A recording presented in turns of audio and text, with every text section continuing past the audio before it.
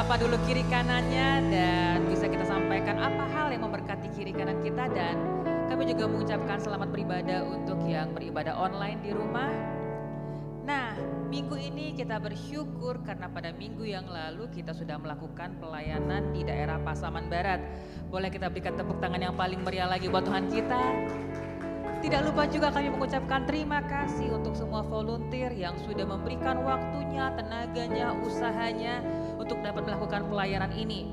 Tuhan yang akan membalas kepada saudara semuanya. Nah, minggu ini juga kita adalah minggu masih membahas mengenai pemuritan, di mana pemuritan ada dua hal yang penting, dimuridkan dan memuridkan. Dalam dimuridkan dan memuridkan sangat penting rasa percaya antara si guru dan orang yang diajar. Jadi baiklah kita yang ada di kota ini, yang ada di dunia ini, kita harus mau memuridkan yang lainnya. Kenapa? Supaya orang lain, orang dunia di sekitar kita bisa melihat Tuhan dalam diri kita. Sebagaimana kita melihat Allah itu kasih, biar dunia juga bisa melihat Allah itu kasih.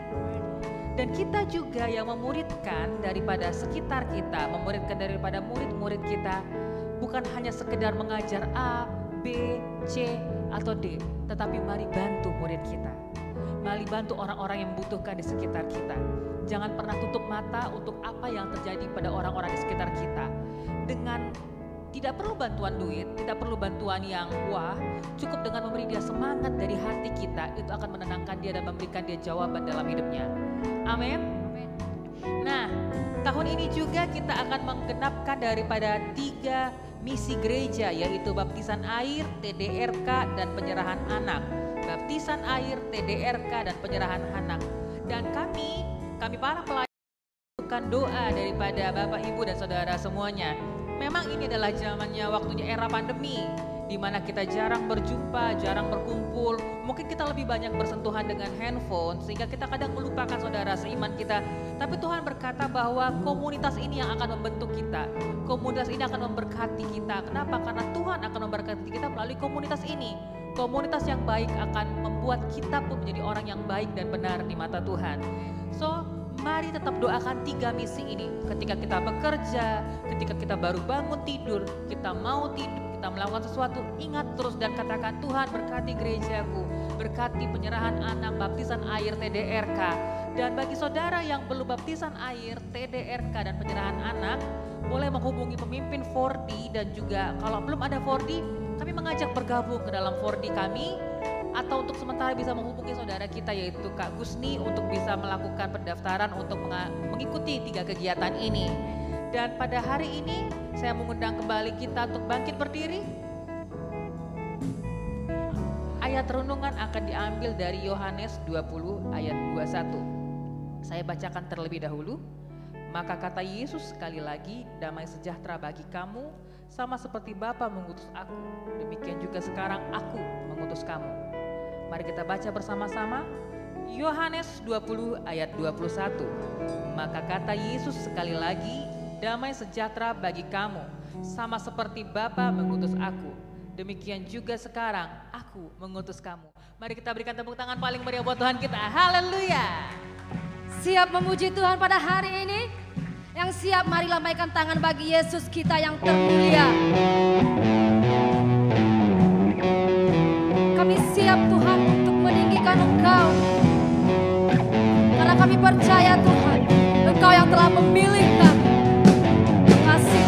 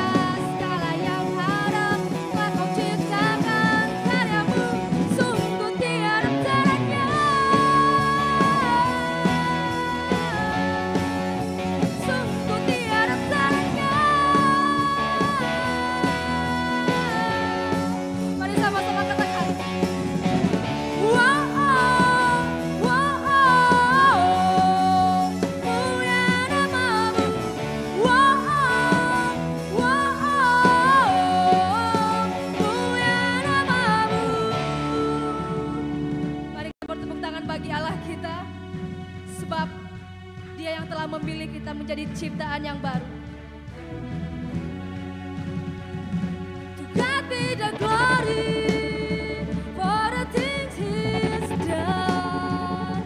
To God be the glory for the things He has done. To God be the glory for the things He has done. To God be the glory for the things He has done. Agungnya kedahsyatanmu terpancar dari bintangnya dunia. Kami nyatakan Yesus mulia. Segala yang ada telah Kau ciptakan, karyamu sungguh tiada tara. Kami nyatakan Yesus mulia. Wow, mulia namamu. Wow, mulia namamu.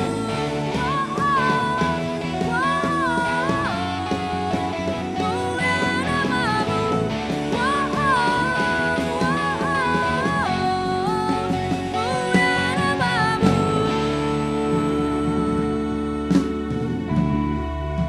Mulia namamu. Haleluya. Yesus yang mulia, Yesus yang terbesar. Terima kasih Tuhan. Terima kasih Bapa. Kasih sayang Yesus tidak pernah berubah bagi saya, bagi Bapak Ibu Saudara sekalian. Semenjak Yesus telah menjadi juru selamat dalam kehidupan kita, Dia telah menyatakan kasih-Nya yang begitu besar dalam hidup kita. Mengikut Yesus bukan hanya pada saat kita senang, bahagia, namun setiap hari kami mengatakan, kami mau mengikut Engkau Tuhan. Bagaimanapun keadaan kami, sekeliling kami, kami mau Tuhan senantiasa beserta dengan Kau, melayani, mengasihi Tuhan. Terima kasih Bapa.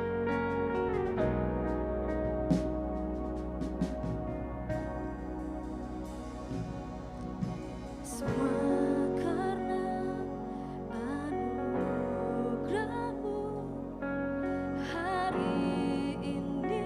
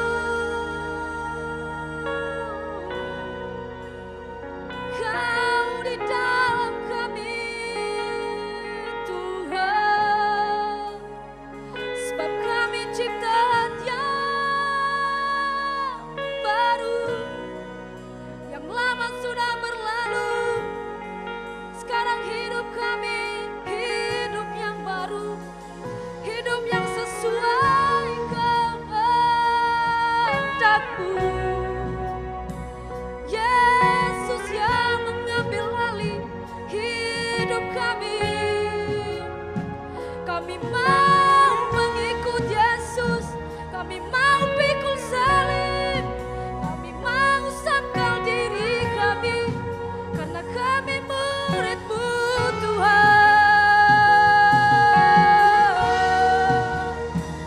Kami mau beserta-Mu sampai selamanya, sampai Yesus datang memanggil kami. Kami mau setia, kami mau mengiring-Mu seumur hidup. Kami Yesus, mengikut Yesus, itulah kesukaan hatiku. Ku lepas semua aku untuk mengenal kehendak-Mu, mengiring-Mu, mengikut Yesus, itulah kekuatan hidupku. Ku yakin anugerah-Nya mampu jadikanku hamba yang berkenan selalu. Amin Tuhan, hamba yang berkenan di hadapan. Takkan pernah kami sesali mengikut Engkau, takkan pernah kami sesali mengikut Engkau. Kami mau memandang pada setiap kebaikan-Mu, Yesus. Kami mau memandang wajah-Mu, mengikuti kebaikan-Mu, mengejar hadir-Mu di dalam hidupku.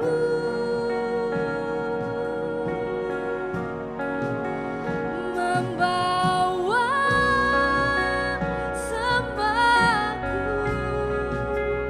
menyatakan kebesaran-Mu, mengejar hadir-Mu di dalam hidup. Mari seluruh jemaat Tuhan, katakan memandang wajah-Mu, memandang wajah-Mu, mengikuti kebaikan-Mu, mengejar hadir-Mu di dalam hidupku.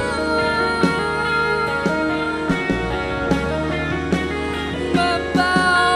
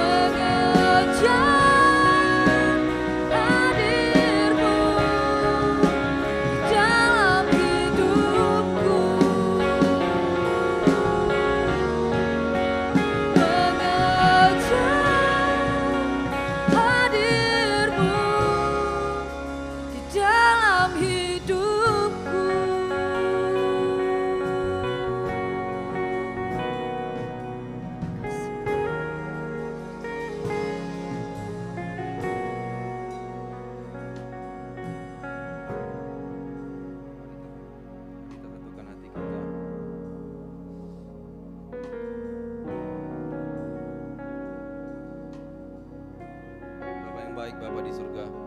Terima kasih Tuhan, kami mengucap syukur buat kemenangan yang sudah Engkau berikan Tuhan Yesus, di mana hamba-Mu, Bapak Ibu Manti dan juga Bang Alek yang sudah melayani ke Pasaman Barat Tuhan, Engkau sudah melindungi perjalanan mereka, persiapan persiapan yang mereka Bapa di surga lakukan, semua dapat berjalan dengan baik sampai di Pasaman Barat dengan selamat dan juga pulang dengan berkemenangan Tuhan. Semua perlindungan, semua kesehatan, semua urapan sudah Engkau berikan. Terima kasih, kami mengucap syukur Tuhan, sehingga Bapa di surga, jemaat yang ada di Pasaman Barat juga diberkati dan juga memiliki kemenangan sukacita Bapa di surga daripada-Mu saja Bapa.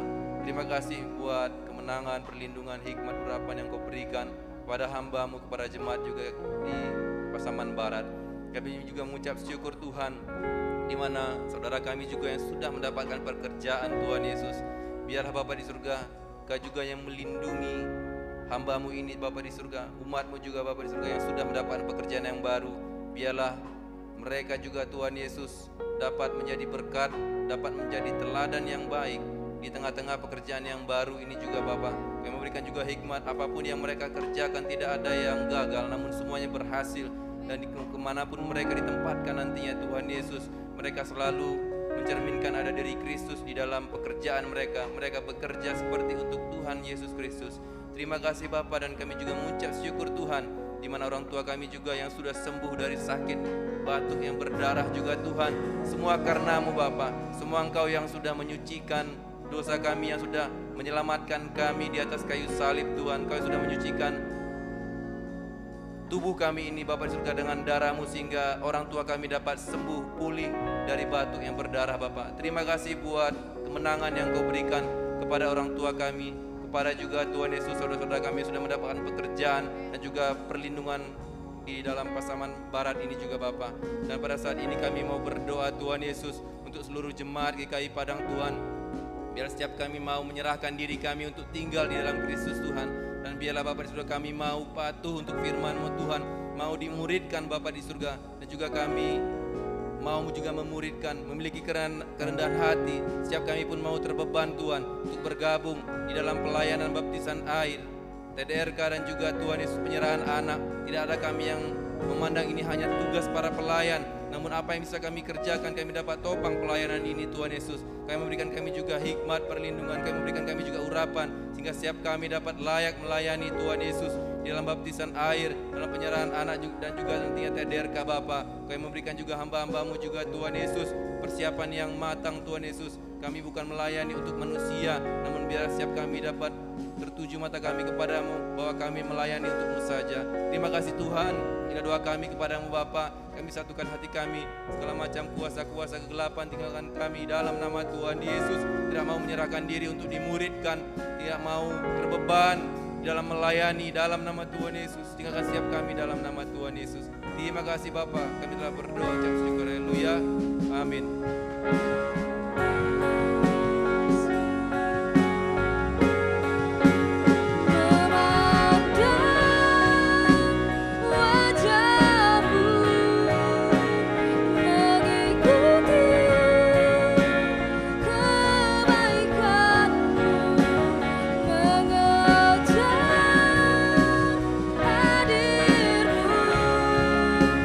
Dalam hidupku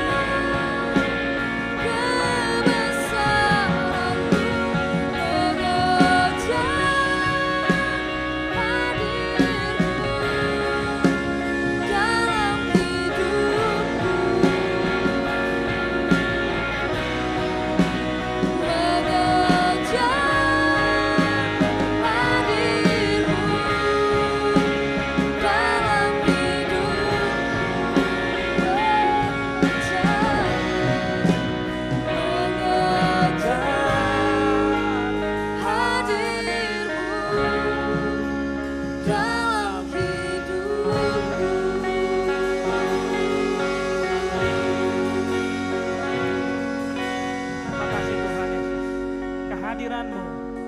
Kehadiran-Mu itu yang terus kami kejar di dalam hari-hari kami.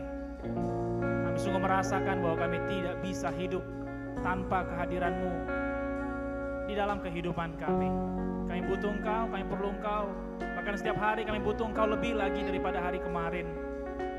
Kami haus dan kami lapar akan kasih-Mu Tuhan. Oleh sebab itu kami datang beribadah kepada-Mu pada hari ini. Karena kami punya iman bahwa di tempat ini ketika kami berkumpul bersama-sama dengan orang percaya, Engkau hadir di sana. Dan kehadiran-Mu tidak pernah mengecewakan.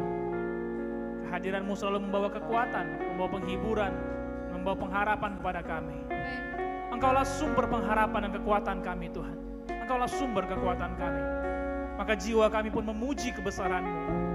Karena kekuatan-Mu tidak pernah habis. Walau dalam lembah kelam, walau dalam mara bahaya sekalipun, kekuatan-Mu sempurna adanya dalam kehidupan kami. Terima kasih Tuhan. Terima kasih kami dapat mendengarkan firman-Mu sesaat lagi. Dan kami percaya Engkau yang mewahyukan sesuatu, baik melalui saya menyampaikan maupun bagi semua Bapak Ibu jemaat yang mendengarkannya, adalah hanya perkataan firman Tuhan saja, hanya hikmat sorgawi saja yang mengambil bagian, yang menerjemahkan firman Tuhan sehingga kami boleh mengerti dan boleh terbuka mata kami melalui firman-Mu. Sehingga apa yang sebelumnya terlihat rumit, terlihat sulit, kami temukan jalan keluar di dalam firman-Mu. Apa yang sebelumnya tidak bisa kami tanggung, bersama dengan firman-Mu kami bisa menanggung segala perkara. Terima kasih Tuhan Yesus, sempurnakanlah firman-Mu. Dan Engkau yang memberikan telinga yang baik, bahkan hati yang lemah lembut bagi kami semua. Untuk siap dengan firman Tuhan. Di dalam nama Yesus kami mengucap syukur dan berdoa. Haleluya. Amin. Amin. Silakan duduk Bapak Ibu jemaat Tuhan. Haleluya dan selamat siang semuanya. Kita sudah diberkati melalui pujian penyembahan. Dan kita bersyukur kita dapat memuji dan menyembah Tuhan. Dan di dalam saya pribadi sangat-sangat bersyukur kalau kita tiap minggu masih boleh untuk bernyanyi bersama-sama, berdoa bersama, mengucap syukur bersama. Dan tadi kita dengarkan juga ada banyak hal-hal baik yang terjadi sepanjang minggu ini. Ada yang dapat pekerjaan, ada yang sembuh, baik juga pelayanan di Pasaman Barat juga yang dapat berjalan. Semua itu tentunya tidak lepas daripada kebaikan Tuhan. Nah, marilah kita belajar terus untuk mengucap syukur Bapak Ibu Saudara. Karena dengan mengucap syukur, berkat yang mungkin menurut kita kecil, tapi kalau kita mengucap syukur, berkat itu sangat besar dampaknya dalam kehidupan kita. Dan bahkan di dalam kondisi seperti sekarang pun, di mana kondisi yang bagi banyak orang tidak baik, kita masih bisa tetap menemukan alasan bagi kita untuk bersyukur. Even in the little thing. Gak harus hal-hal yang besar yang kita syukuri, namun hal-hal yang kecil pun, kalau kita boleh beribadah, kita bisa makan, minum, kita bisa berkecukupan pada hari itu, kita bisa bekerja, kalau usaha kita masih tetap berlangsung, saya kira itu adalah hal-hal yang perlu untuk kita syukuri. Sehingga walaupun apa yang kita jalani pada hari itu mungkin tidak sesuai ekspektasi, tidak sesuai dengan harapan kita maunya lebih lagi, tapi karena kita bersyukur, Tuhan puaskan kita. Tuhan puaskan kita. Haleluya. Bulan ini kita belajar tema yang baru, topik yang baru yaitu mengenai pemuridan. Sama-sama kita katakan pemuridan. Dan minggu yang lalu Gembala Sidang sudah membukakan juga, mengajarkan kepada kita bagaimana supaya orang bukan melihat Kristen tetapi melihat Kristus ada dalam kita. So the people see bahwa ada Yesus di dalam kita. Bukan ada agama Kristen di dalam kita, tetapi ada Yesus di dalam kita. Dan ini adalah minggu yang kedua. Saya berikan judul pada minggu ini adalah kesediaan untuk mengikut Yesus. Kesediaan untuk mengikut Yesus. Nah, bulan lalu kita belajar mengenai kesatuan. Kita belajar bagaimana caranya untuk hidup bersama dalam suatu kesatuan, dan kita mendengarkan juga kuasa daripada kesatuan. Kita juga belajar bagaimana caranya untuk kita boleh menjadi satu. Nah, kalau kita bicara mengenai kesatuan, perlu kita ketahui bahwa kesatuan yang dimaksud bukan kesatuan daripada simpatisan, atau mungkin bahasa ngetrennya kesatuan fans. Karena I believe bahwa Yesus nggak butuh JFC, Jesus Fans Club. Dia tidak butuh Jesus Fans Club, dia tidak butuh fansnya Yesus. Karena kalau orang-orang mendengar apa yang Yesus mampu lakukan, menyembuhkan, memberkati, memulihkan, membangkitkan. Kalau orang-orang mendengar apa yang Yesus lakukan, semua orang pasti menjadi fansnya Yesus. Siapa sih yang gak senang kalau ada positive things, ada hal-hal baik, ada hal positif yang dilakukan? Semua orang pasti mau. Kesatuan yang firman Tuhan maksud bukanlah kesatuan daripada simpatisan, namun kesatuan daripada murid.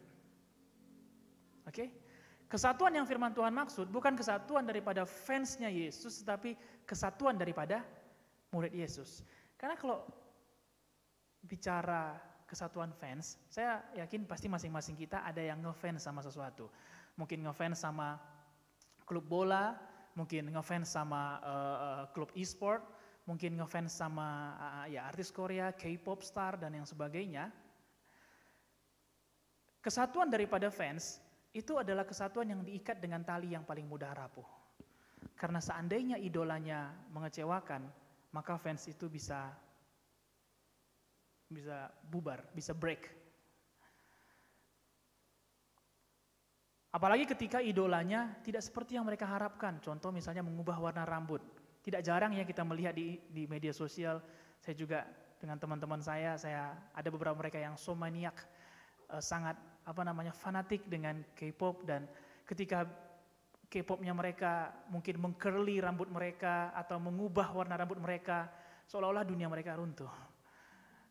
Why did you change your hair color?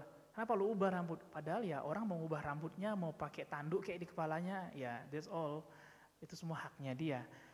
Namun karena apa yang dikerjakan oleh idolanya tidak seperti yang dia mau, itu membuat dia menjadi kecewa. So Yesus nggak cari kesatuan para fans. Yesus tidak mencari Jesus Fans Club, tapi yang dicari adalah kesatuan murid-murid. Mari kita lihat pada waktu Yesus pertama kali memanggil murid-muridnya di dalam Lukas 5 ayat 1 sampai 11.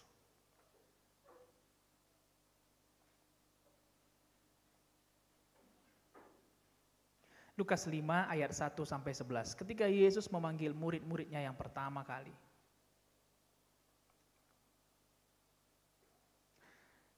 Mari kita baca. Pada suatu kali Yesus berdiri di pantai danau Genesaret, sedang orang banyak mengurumuni dia hendak mendengarkan firman Allah. Ia melihat dua perahu di tepi pantai. Nelayan-nelayannya telah turun dan sedang membasuh jalannya. Ia naik ke dalam salah satu perahu itu, yaitu perahu Simon, dan menyuruh dia supaya menolakkan perahunya sedikit jauh dari pantai. Lalu ia duduk dan mengajar orang banyak dari atas perahu. Setelah selesai berbicara, ia berkata kepada Simon, "Bertolaklah ke tempat yang dalam dan tebarkanlah jalamu untuk menangkap ikan." Simon menjawab, "Guru, telah sepanjang malam kami bekerja keras dan kami tidak menangkap apa-apa. Tetapi karena engkau menyuruhnya, aku akan menebarkan jala juga." Dan setelah mereka melakukannya, mereka menangkap sejumlah besar ikan sehingga jala mereka mulai koyak. Lalu mereka memberi isyarat kepada teman-temannya di perahu yang lain supaya mereka datang membantunya. Dan mereka itu datang. Lalu mereka bersama-sama mengisi kedua perahu itu dengan ikan hingga hampir tenggelam. Ketika Simon Petrus melihat hal itu, ia pun tersungkur di depan Yesus dan berkata, "Tuhan, pergilah. Karena aku ini seorang berdosa." Sebab ia dan semua orang yang bersama-sama dengan dia takjub oleh karena banyaknya ikan yang mereka tangkap. Demikian juga Yakobus dan Yohanes, anak-anak Zebedeus yang menjadi teman Simon. Kata Yesus kepada Simon, "Jangan takut, mulai dari sekarang engkau akan menjala manusia." Dan sesudah mereka menghela perahu-perahunya ke darat, mereka pun meninggalkan segala sesuatu lalu mengikut Yesus. Kesediaan untuk mengikut Yesus.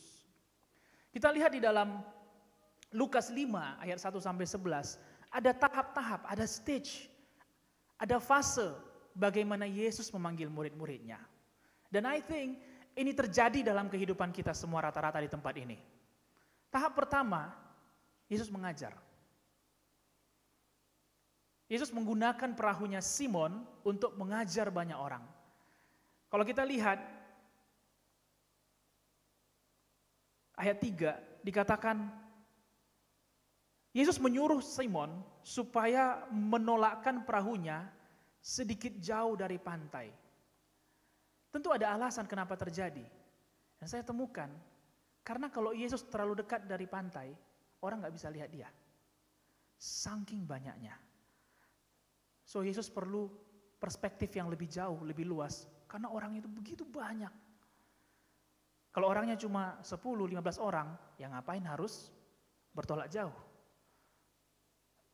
Tetapi karena orangnya segitu banyak, sehingga Yesus meminta Petrus, Simon untuk menolak perahunya lebih jauh. Karena banyak orang yang dengar, banyak orang yang ingin tahu apa sih yang Yesus ajarkan. Dan yang Yesus ajarkan adalah kasih Bapa, akan pengampunannya, akan kebaikannya, akan kemuliaan yang Bapa sediakan bagi semua orang. Ini yang dia ajarkan. Dan semua orang ingin tahu, ingin mendengar apa yang Yesus ajarkan. Ini fase yang pertama. Dan setelah Yesus mengajar, dia masuk kepada fase yang kedua, di mana dia menjalin hubungan dengan Simon. Ini saya sebut sebagai Yesus menunjukkan mujizat.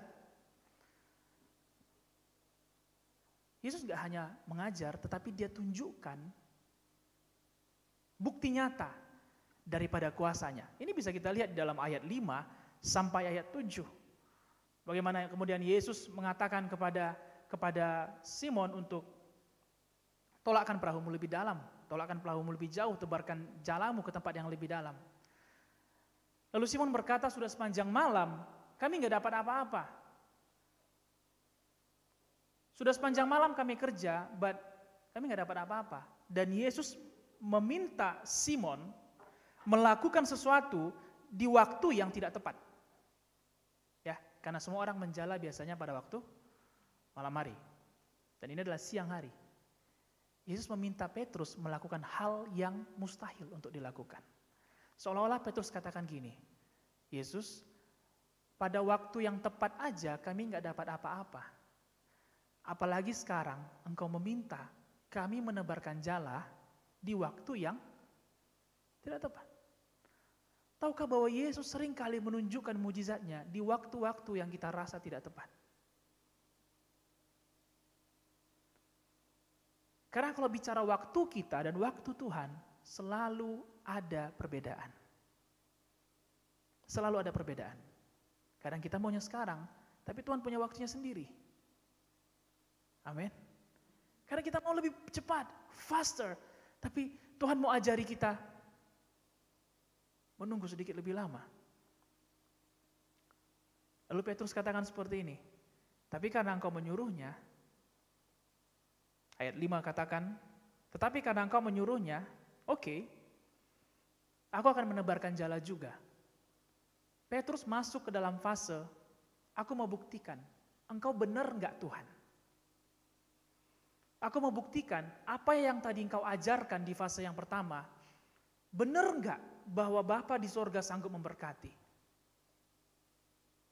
Tentu ada alasan kenapa Petrus, kenapa Simon begitu mau untuk menebarkan jalannya. Mungkin karena dia mendengarkan segala hal baik yang Yesus ajarkan di fase pertama. Dia mendengarkan kebaikan Bapa, kemurahan Bapa, kasih Bapa.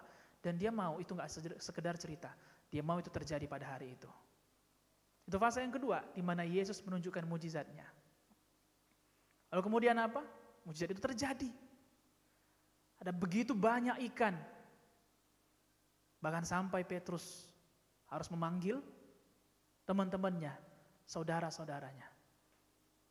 Bukankah itu juga yang terjadi dalam hidup kita? Kita mendengarkan Yesus, ada yang dari sekolah minggu. Ada yang ketika dia remaja atau dewasa baru mendengarkan tentang Yesus. Dan kemudian dia datang, dia lahir baru, dia menemui Yesus. Dan kemudian mujizat terjadi. Dan ketika mujizat terjadi, ada yang sembuh, ada yang usahanya pulih, ada yang naik pangkat, ada banyak hal-hal baik yang terjadi.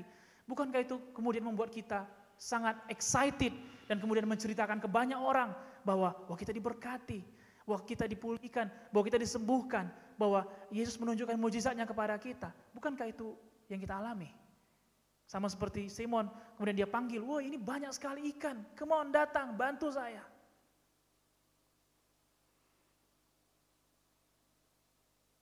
Saya yakin ini yang kita alami pastinya pada waktu pertama kali kita lahir baru.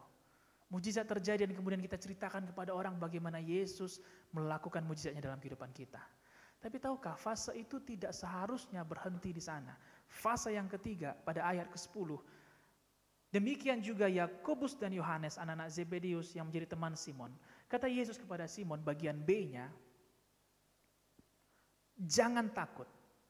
Mulai dari sekarang engkau akan menjala manusia. Kita lihat dalam Matius 4 ayat 19.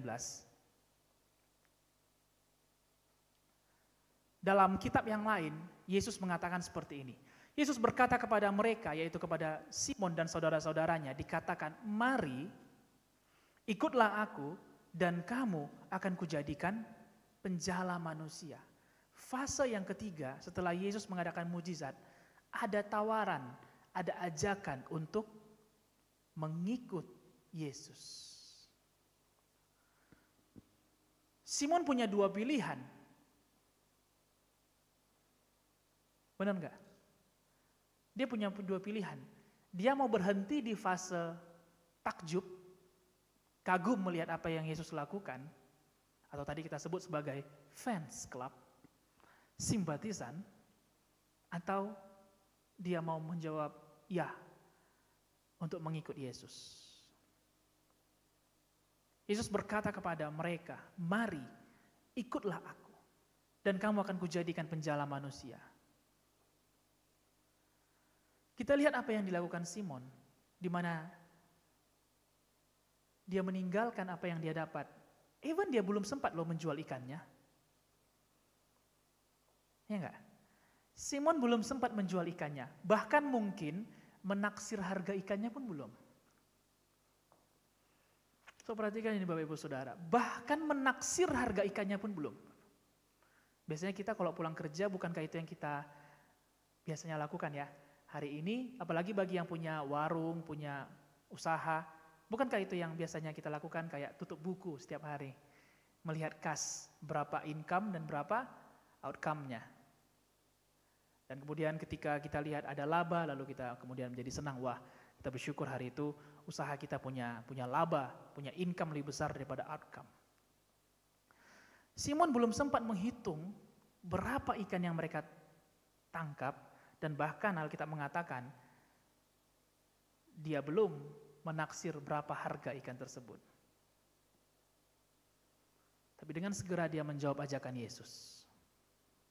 Ayat 11 mengatakan, dan sesudah mereka menghela perahu-perahunya ke darat, mereka pun meninggalkan segala sesuatu lalu mengikut Yesus. Apakah kita mau berhenti? Tentunya kita tidak akan bisa mempelajari pemuritan pada bulan ini lebih dalam kalau kita mau berhenti hanya sebagai simpatisan Kristus saja. Kita hanya bisa mengerti bagaimana menjadi murid kalau kita pada hari ini bersedia untuk mengikut Yesus.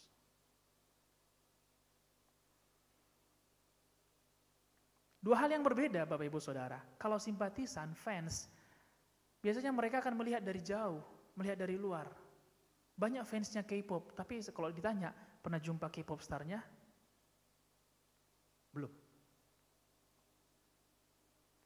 Banyak yang menjadi fans daripada mungkin salah satu klub bola.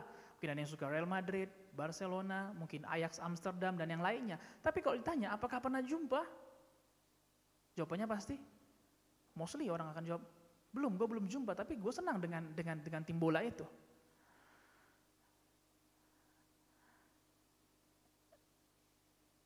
Kalau kita hanya berhenti sebagai simpatisan, sebagai fans klubnya Yesus, maka kita nggak akan pernah mengalami perjumpaan dengan dia secara langsung. Kita perlu bersedia untuk mengikut Yesus supaya kita mengalami pribadinya secara langsung. Amin. Jangan lupa, setelah kita melihat mujizat yang Yesus lakukan, ada ajakan untuk mengikut Yesus.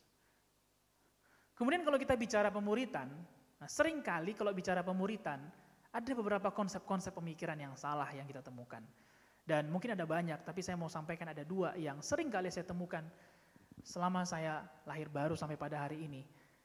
Ada 2 konsep pemikiran yang salah mengenai pemuritan. Yang pertama, ketika bicara pemuritan, orang langsung mikir, siapa yang mau saya muridkan? Pemikiran yang salah berikutnya adalah, kalau bicara pemuritan, wah berarti kalau saya memuridkan, berarti saya harus menjadi pemimpin, leader, menjadi bos. Suatu pemikiran yang ada banyak lagi pemikiran salah lainnya, tetapi yang sering kali muncul kalau bicara pemuritan adalah 2 pemikiran ini. Yaitu, siapa yang mau saya muridkan? Berarti kalau pemuritan, saya harus memuridkan. Lalu poin yang berikutnya, kalau saya memuridkan, berarti saya harus memimpin. Kita menjadi lupa bahwa kalau kita bicara pemuritan, sebelum kita memuridkan, terlebih dahulu kita harus pastikan bahwa diri kita sudah menjadi murid Kristus. Bagaimana mungkin kita memuridkan kalau kita tidak dimuridkan? Maka semuanya akan salah.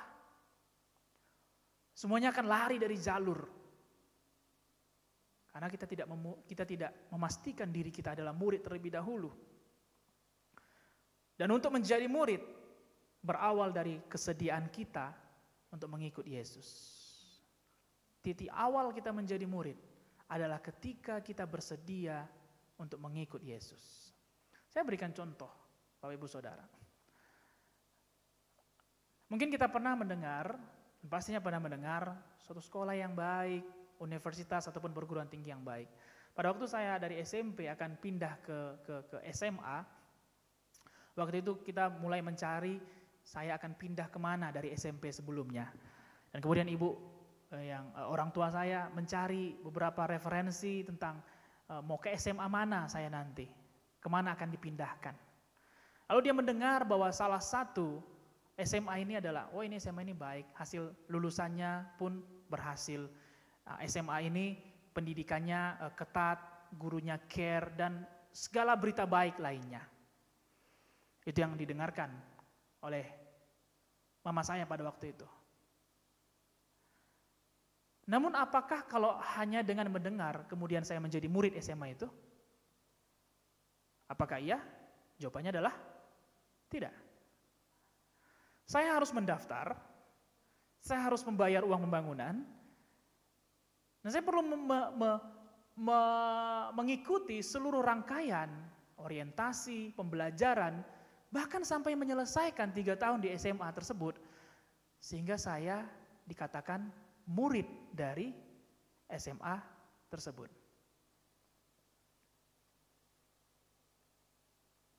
Benar nggak? Tidak hanya dengan mendengar, kemudian kita langsung menjadi murid. Kita perlu untuk masuk ke dalamnya. Kita perlu untuk mengikuti pendidikan di dalamnya. Kita perlu untuk menikmati susah dan senang di dalamnya.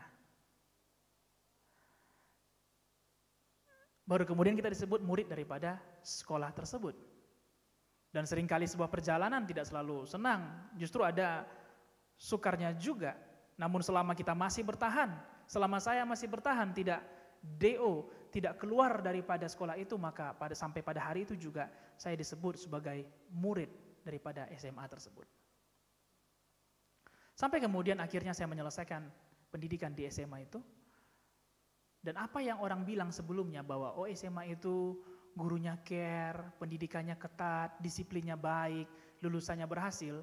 Setelah saya menyelesaikan, saya gak hanya mendengar apa kata orang, tapi saya mengalami langsung apa yang orang katakan tentang SMA itu. Amin. Bukankah itu seharusnya yang menjadi kehidupan kita sebagai orang Kristen?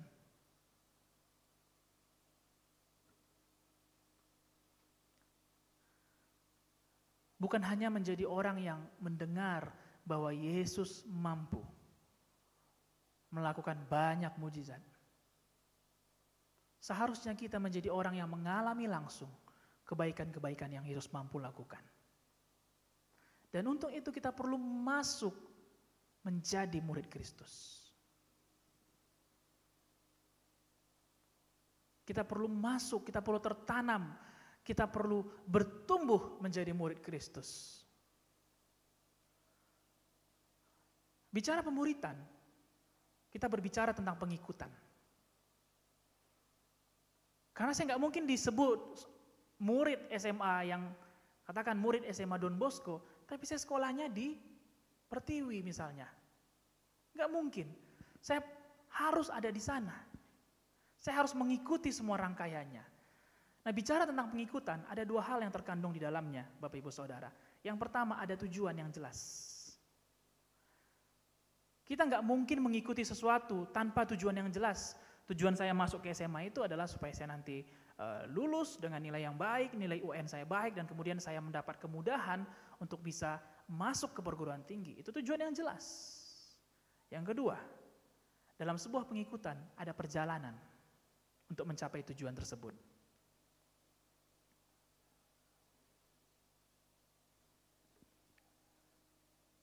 Tahukah kita bahwa setelah kita lahir baru, Yesus mau menunjukkan ada tujuan hidup kita di dalam Dia.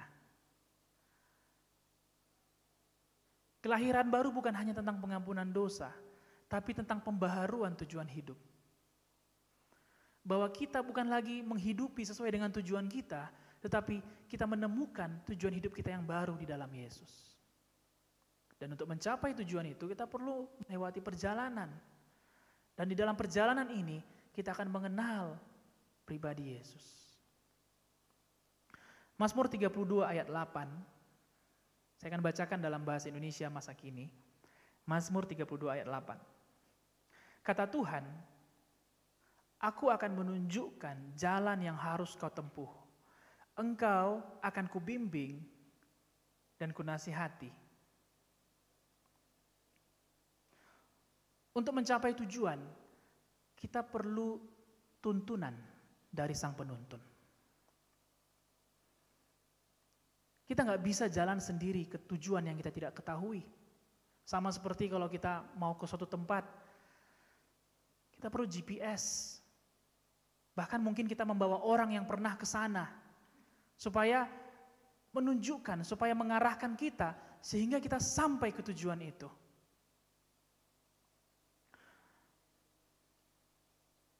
Apalagi kalau ini bicara tentang tujuan hidup Bapak Ibu Saudara. Kita nggak hanya bicara tujuan tentang tujuan kota, tujuan daerah, tujuan pekerjaan, tujuan rumah tangga. No, kita bicara tujuan hidup. Tujuan yang lebih tinggi daripada tujuan-tujuan yang sifatnya materi.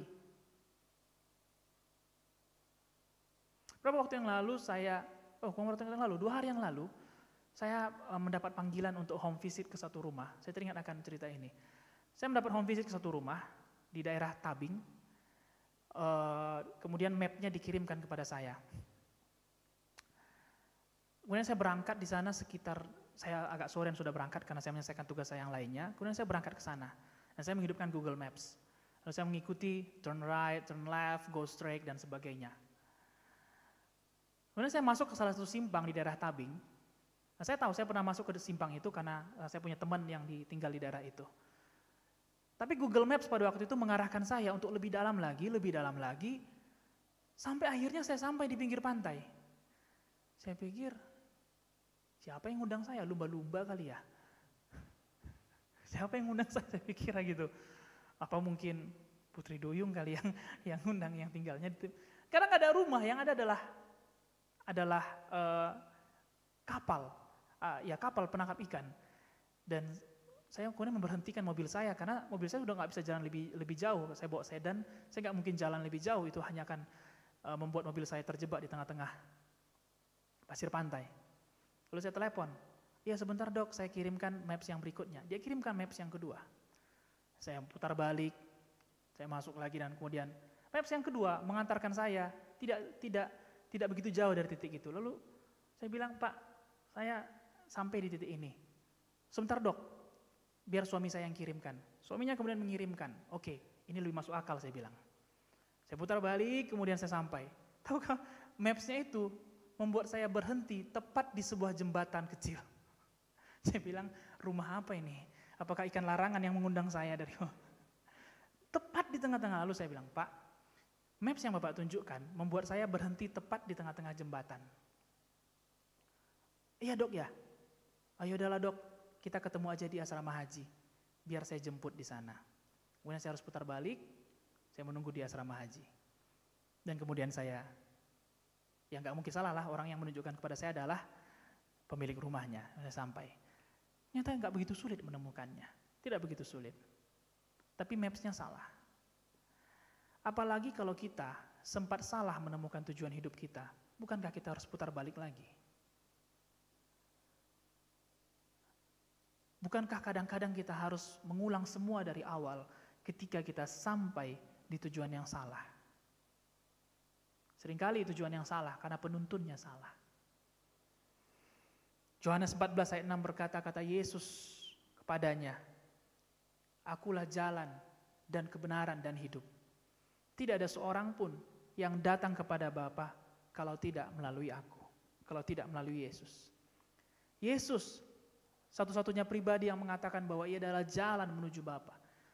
Tidak ada satu orang pun di dunia ini, tidak ada satu orang pun yang pernah ada, tidak ada satu pun orang pembesar manapun yang mengatakan bahwa dia adalah jalan. Banyak orang mengatakan bahwa dia mungkin adalah Tuhan, banyak orang mungkin mengatakan dia adalah jelmaan nabi, banyak orang mungkin bisa katakan bahwa dia adalah jelmaan daripada utusan. Tapi hanya Yesus yang mengatakan bahwa dia adalah jalan. He is the only way. Satu-satunya jalan untuk menuju Bapa.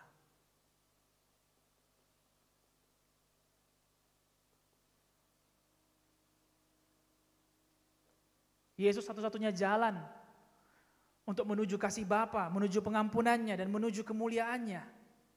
Dan Yesus adalah penuntun yang benar. Kita akan menemukan tujuan hidup yang sebenarnya saat kita bersedia mengikut Yesus.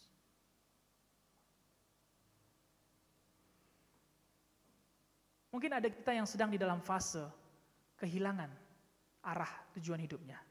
Bingung hidup ini mau kemana ya. Sedang di titik terombang ambing. Sedang di titik yang rasanya rumit menentukan keputusan ke depannya mau apa. Ketika sang pemilik rumah menjemput saya di titik yang kami sepakati, di titik awal daripada simpang utama, saya nggak perlu putar-putar untuk menemukan rumah itu. Benar kan? Saya nggak perlu putar-putar, saya tinggal ada di belakangnya dan ikut kemana sen daripada motor itu. Sennya ke kiri, saya belok kiri, sennya ke kanan, saya ke kanan. Dia berhenti, maka itulah rumah itu. Saya tinggal mengikutinya saja. Perhatikan bahwa saya tinggal mengikutinya saja. Bukankah yang Yesus katakan, ikutlah aku. Artinya dia di depan dan kita di belakang dia.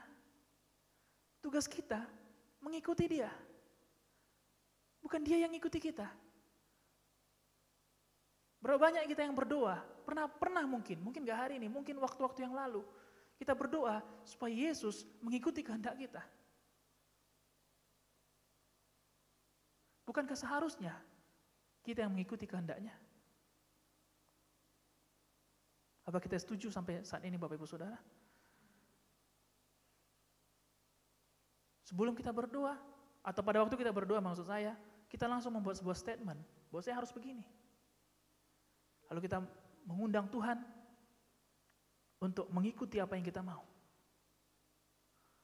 Kalau kemudian saya menyalip motor itu, lalu dengan sok tahu, berada di depan daripada motor itu, apa yang terjadi? Apa yang terjadi? Kesalahan yang keempat terjadi. 1 tepi pantai, 2 entah di mana, 3 di tengah-tengah jembatan, yang keempat saya nggak tahu berakhir di mana. Kalau saya menyalipnya, maksudnya ke depannya. Yesus katakan, ikutlah aku. Kemana yang Yesus arahkan, kesitulah tujuan kita sebenarnya. Jadi kalau ada kita sempat bingung, sempat ragu, sempat panik. Ini mau kemana sebenarnya? Pandemi ini sebenarnya nuntun saya kemana ya? Kondisi kekurangan ini sebenarnya nuntun saya kemana? Bukan kondisi ini yang menuntun kita, tapi Yesus yang menuntun kita. Kalau kita boleh ada di dalam kondisi pandemi, itu artinya tidak mungkin tanpa seizin Yesus dalam kehidupan kita. Kalau ada masalah yang sedang terjadi dalam kehidupan kita, itu atas seizin Tuhan. Karena Tuhan mau kita ikut sama Dia. Dalam cerita yang lainnya, saya pernah ke satu rumah pasien juga di daerah Villa Mega di Jundul Rawang, sekitar 2-3 minggu yang lalu. Ini saya sudah tahu tempatnya, sudah berulang kali, jadi saya nggak perlu tuntunan lagi. Tetapi satu pengkolan, satu simpang daripada rumah itu lagi ditutup karena sedang pelebaran daripada bandar. Mungkin bandarnya tersumbat atau bagaimana, dan nggak boleh lewat sama sekali, hanya motor yang boleh lewat. Tinggal satu pengkolan lagi. Jadi tinggal saya belok kanan dan saya menemukan rumah pasien saya. Tentu sebagai seorang yang sudah lama bawa mobil, yang sudah sering di jalan, saya mikir gini, pasti setiap gang akan terhubung. Pernah mikir gitu? Pernah kita mulai mengimajinasikan, kalau saya belok sini, pasti ketemu itu. Pernah nggak yang gitu? Dan saya pun melakukannya. Tanpa saya menyadari, ternyata nggak ada yang terhubung. Saya coba putar balik, masuk kanan kiri ini, buntu. Saya coba lagi gini kiri kanan ini. Saya coba ke jalur selanjutnya, mungkin kalau kiri kanan, ini sampai nih. Ternyata nggak seperti itu, buntu semuanya. Lalu saya telepon. Saya telepon pasien saya, namanya Ria. Ria, saya di dekat tong sampah ini. Oh iya dok, ya lagi ditutup ya jalannya gara-gara perbaikan selokan. Iya, saya sudah coba segala jalan, ternyata buntu. Iya dok, susah, sebentar saya jemput ya katanya. Lalu dia datang, dia jemput. Ternyata ribet cuy jalannya. Kiri kanan, saya bilang wow jauh sekali. Lebih jauh daripada yang tinggal satu pengkolan. Dan bahkan dari jalan yang saya tempuh jauh ini, ada beberapa portal yang dipasang oleh karena ada pesta, ada rencana pesta, ada rencana barale. Saya yakin kalau saya yang buka portal itu, mungkin saya kena amuk massa. Orang akan bilang, lu siapa? Tapi karena dia yang buka, dia cuma, dan orang pun, saya pikir jalannya mulus ini. Ada portal yang berikutnya lagi, ada penghalang berikutnya. Dia tinggal bilang, permisi ya Pak, katanya. Bapak itu pun tersenyum. Saya pikir coba saya yang bilang, permisi ya Pak. Pasti Bapak itu berbeda. Bukan karena saya laki-laki, bukan karena saya bukan orang sana. Saya nggak punya kuasa untuk membukanya. Bukankah kadang-kadang itu yang terjadi dalam hidup kita Bapak Ibu Saudara? Tinggal sedikit lagi rasanya, tapi Tuhan mau ajak kita lebih jauh sedikit lagi. Tapi kalau Dia menuntun kita, portal sebesar apapun, Dia sanggup membukanya. Dia sanggup membukanya. Penghalang sesulit apapun, tapi kalau Yesus yang di depan, kita yang di belakang, Dia sanggup untuk membukanya. Ada amin? Ada amin? Karena Dialah jalan. Karena Dialah jalan. Sekali lagi saya mau katakan bahwa Yesus adalah penuntun yang benar. Kita akan menemukan tujuan hidup kita yang sesungguhnya saat kita bersedia mengikuti Yesus. Bagaimana caranya untuk kita menjadi pengikut Yesus? Saya mau bagikan 3 poin di akhir daripada firman Tuhan ini. Mari kita buka dalam Markus 8 ayat 34. Markus 8 ayat 34, saya baca dalam versi firman Allah yang hidup.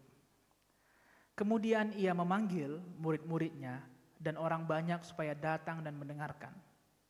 Siapa yang ingin menjadi pengikutku harus mengesampingkan kesenangan pribadi, lalu memikul salib serta mengikut aku, katanya kepada mereka. Dalam ayat ini kita menemukan ada 3 hal yang Yesus sampaikan bagaimana caranya supaya kita menjadi murid, menjadi pengikut Yesus. Tadi pagi pun Gembala Sidang mengajarkan untuk menjadi murid Kristus, bahwa kita perlu menjadi teladan, bahwa kita perlu untuk memperkatakan perkataan yang baik sehingga menarik orang kepada pribadi Yesus. Pada siang hari ini saya mau bagikan bagaimana cara kita untuk menjadi pengikut Yesus. Cara yang pertama, dengan meninggalkan kesenangan pribadi kita. Seringkali kita namakan ini sebagai menyangkal diri. Kita sebut sebagai menyangkal diri. Menyangkal diri bukan hanya tentang meninggalkan apa yang kita sukai.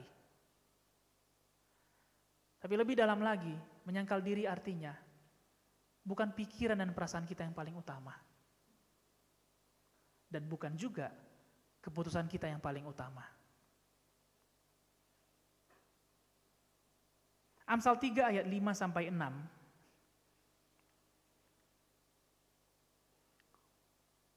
Amsal 3 ayat 5 sampai 6.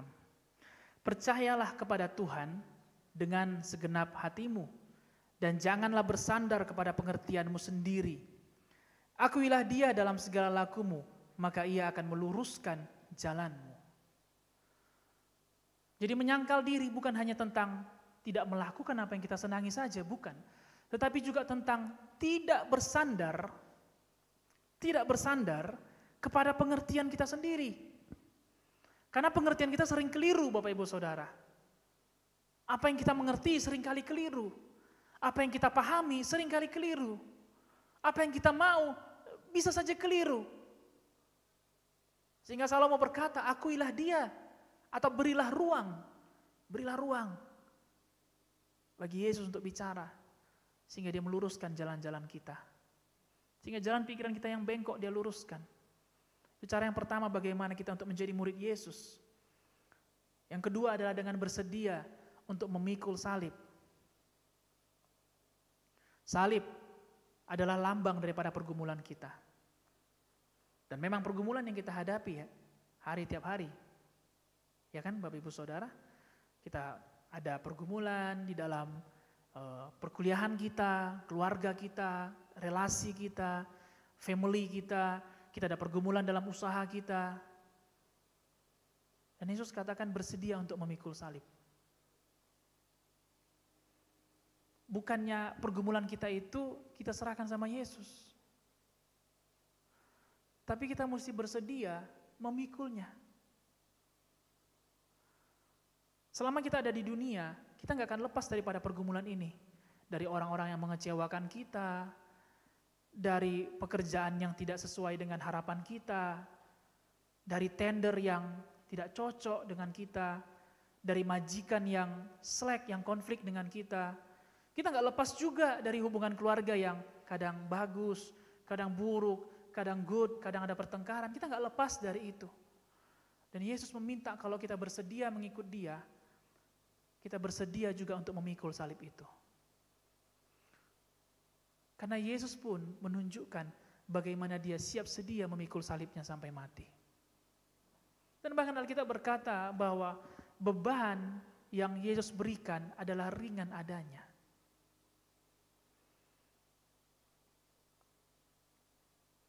Adalah ringan adanya. Jadi mengikut Yesus tidak berarti hanya tentang senang saja, mujizat saja, blessing saja. Tidak. Ada kalanya kita harus melewati lembah yang kelam. Dan mungkin ada kalanya kita juga salah dalam mengambil keputusan. Namun selama kita mengikuti Yesus, satu hal yang pasti bahwa Yesus adalah penolong yang setia. Bahwa Yesus adalah penolong yang setia. Sehingga kita bisa katakan walau dalam lembah kekelaman kita tidak takut akan bahaya. Mazmur 73 ayat 24 sampai 25.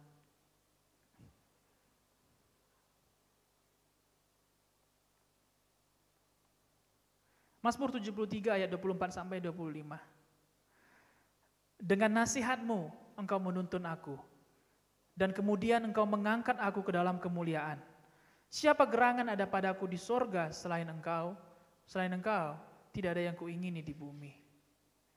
Ada kalanya kita salah dalam mengambil keputusan. Apalagi ketika segala sesuatu menjadi begitu complicated, begitu rumit, begitu under pressure bagi kita begitu panik.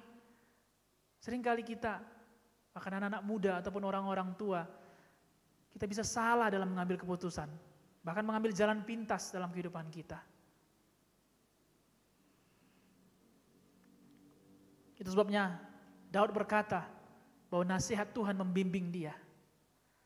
Ketika kita salah mengambil keputusan, kita perlu beri ruang bagi Tuhan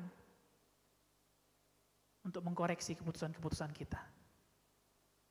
Untuk mengkoreksi apa yang salah yang kita lakukan. Dan oleh sebab itu yang kedua adalah kita bersedia untuk memikul salib. Yang ketiga, cara untuk menjadi pengikut Yesus adalah Yesus yang akan menunjukkan caranya. Yesus yang menjadi petunjuk. Saya mengundang semua tim yang praise and worship untuk bisa maju ke depan. Yesus yang akan menunjukkan jalannya. Dan saya mau bagikan ini bagi kita semua. Bahwa jalan yang Yesus tunjukkan kepada kita seringkali enggak langsung dalam gambaran yang jelas. Karena kita bisa lupa. Kalau seandainya saya hanya mendengarkan apa yang pasien saya katakan, dok nanti simpang kedua belok kanan ya, ini nanti belok kiri ya, nanti lurus ini. Apalagi petunjuknya banyak, maka ada kemungkinan saya bisa lupa. Dan bahkan lebih parah ada kemungkinan saya bisa tersesat. Jadi seringkali dalam kehidupan kita, saat kita berjalan menemukan tujuan hidup kita, saat kita memutuskan untuk kita mengikut Yesus dan menjadi murid Yesus, kita nggak langsung mendapatkan the whole plan. Kita nggak langsung mendapatkan seluruh rencananya. Seringkali kita akan masuk ke dalam fase di mana Tuhan apa rencanamu, dan kemudian kita nggak bisa dapatkan gambarannya. Itu sebabnya firman Tuhan berkata, biarlah kesusahan sehari cukuplah untuk sehari dalam Matius 6. Karena Tuhan mau menunjukkan bagi kita jalannya stage by stage, tahap demi tahap. Jalani dulu hari ini Bapak Ibu Saudara. Hari esok minta lagi tuntunan Tuhan. Kalau hari ini apa yang kita gumuli belum lagi kelar, belum lagi selesai, belum lagi kita temukan titik terangnya, jangan kemudian kita langsung mendahului dan menyuruh Yesus yang mengikuti kehendak kita. Ketika itu yang kita lakukan, itu waktunya kita gagal menjadi seorang murid. Karena tidak ada murid yang menuntun guru. Selalu guru yang menuntun murid. Amin. Jadi ketika when the road, ketika jalannya menjadi tidak seperti yang kita harapkan,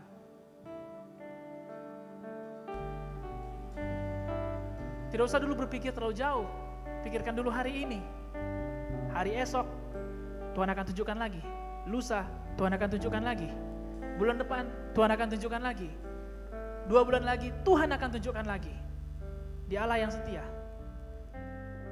Kalau dia menuntun hari ini, dia akan menuntun juga hari esok kita. Menjadikan Yesus penuntun hidup artinya kita menyelaraskan seluruh keputusan kita dengan hati Bapa. Nah, untuk bisa selaras dengan hati Bapa, kita perlu mendengarkan suaranya. Kita perlu mendengarkan suaranya.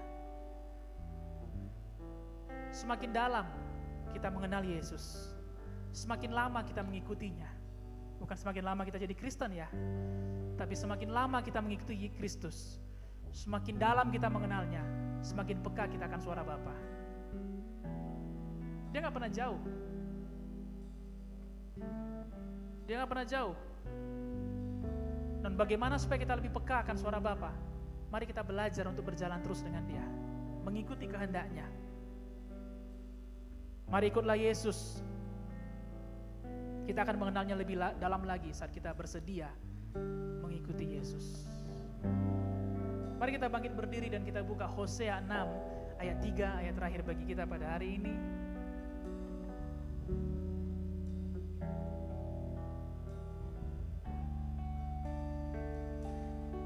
Hosea 6 ayat 3, mari kita baca. Saya mau undang kita untuk bangkit berdiri bersama-sama. Mari kita bersyukur pada firman Tuhan ini. Kita baca. Marilah kita mengenal dan berusaha sungguh-sungguh mengenal Tuhan. Ia pasti muncul seperti fajar. Ia akan datang kepada kita seperti hujan pada akhir musim yang mengairi bumi. Marilah kita mengenal dan sungguh-sungguh mengenal Tuhan. Tuhan kita gak pernah terlambat. Tuhan kita gak pernah meninggalkan kita. Tidak pernah sekalipun. Saya sekali lagi mengundang kita semua untuk memperbaharui komitmen kita masing-masing, untuk kembali bersedia mengikut Yesus. Amin. Itu titik awal kita menjadi murid Yesus. Kita nggak bisa jadi murid kalau hati kita nggak siap sedia untuk mengikut Yesus. Amin. Mari bersedia, ikuti Dia. Kita di belakang dan Yesus yang ada di depan. Tuhan Yesus memberkati kita semua. Saya berharap firman Tuhan pada hari ini bisa memberkati kita semua. Amin. Mari kita puji, mari kita sembah Tuhan. Mengikut Yesus, itulah kesukaan hatiku.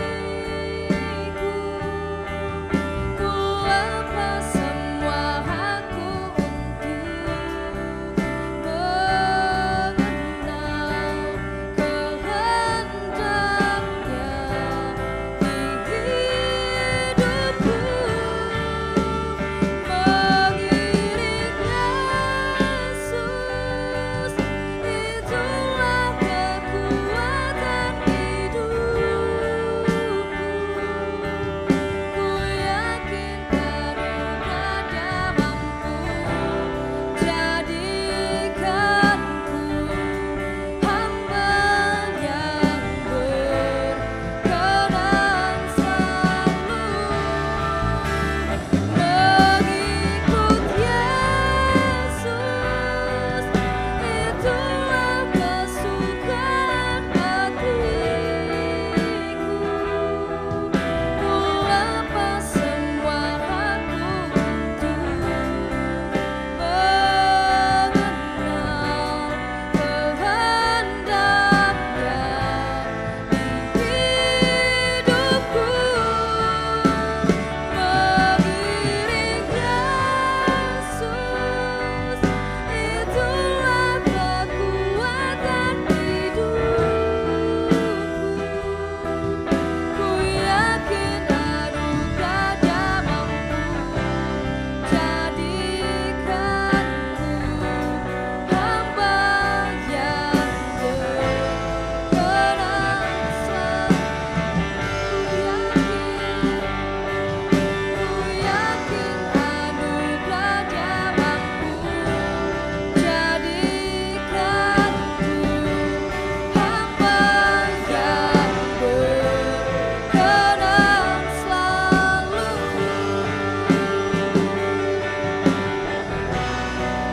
Ku yakin jadikanku hamba yang berkenan selalu.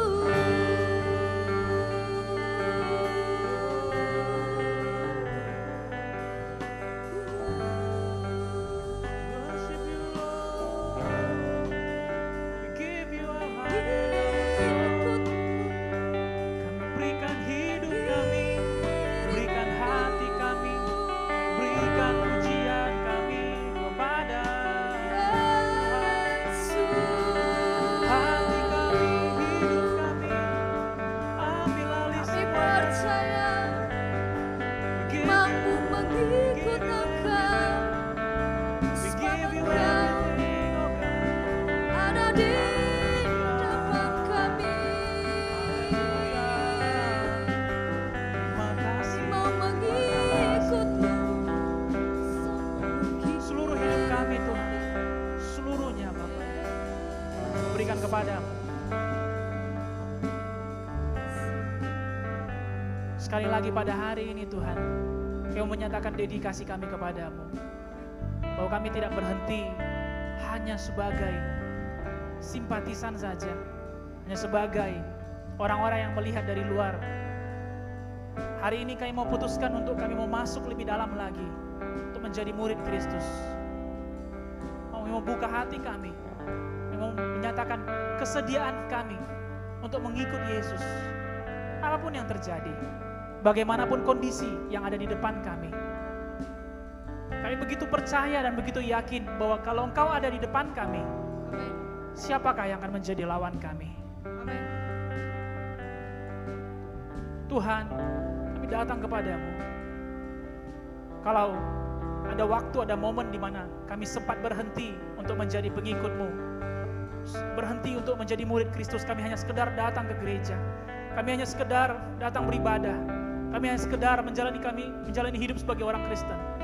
Hari ini kami datang untuk memperbaharui kembali janji kami ke hadapan-Mu Tuhan, bahwa kami mau hidup sebagai murid Kristus, mau hidup sebagai pengikut-pengikut Yesus. Bukan hidup kami lagi yang kami jalani, tetapi kehendak-Mu itu yang kami jalani. Engkau yang memampukan, Engkau yang menolong, Engkau yang menuntun kami, sehingga tidak ada jalan yang terlalu sukar untuk kami lalui.